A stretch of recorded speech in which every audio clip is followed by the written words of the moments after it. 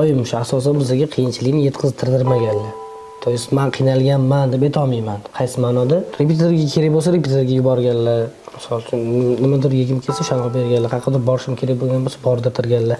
Maksimal darajada bizga tegizmaganlar o'sha qiyinchilikni. Ular qiynalgan. Da, bor ishla demaganlar, to есть ko'chaga chiqib bor ishla pul topib kelmanga demaganlar. Eng katta plyusimiz ham shu deb o'ylayman. Oyim qiynalganini ko'rib turishim bu boshqacha chувство, boshqacha o'zimga vafshim tasavvur qilib bo'lmagan darajada bu narsa. Chunki o'sha pul topa oladigan vazmochtasiz, yoshdasiz, lekin oyingiz ishlab yuribdi. O'sha narsadan siz olib chiqib ketishingiz, o'sha narsadan olib chiqib keta olmasligingiz boshqacha tushuntirib bo'lmaydigan darajada qiyinroq narsa-da. Har kuni o'sha narsadan esdan chiqish, o'sha holatdan, o'sha hayotdan chiqib ketishga harakat. Boshida ishonmaganlarmi shu qilayotgan ishingizga? Ishingizni tashlab ketganingizda o'yin nima qilsan deshmagan? Uydagilarim hech qachon menga qattiq nima ish qilaman qarshilik bildirishmaydi hech qachon. Nabarot podдержка qilishadi. Nabarot podдержка qilishadi, ishonishadi. Qattiq yursan ham to'g'ri yo'l, uyga yomon narsa olib kelma, uyga yomon gap kelmasin.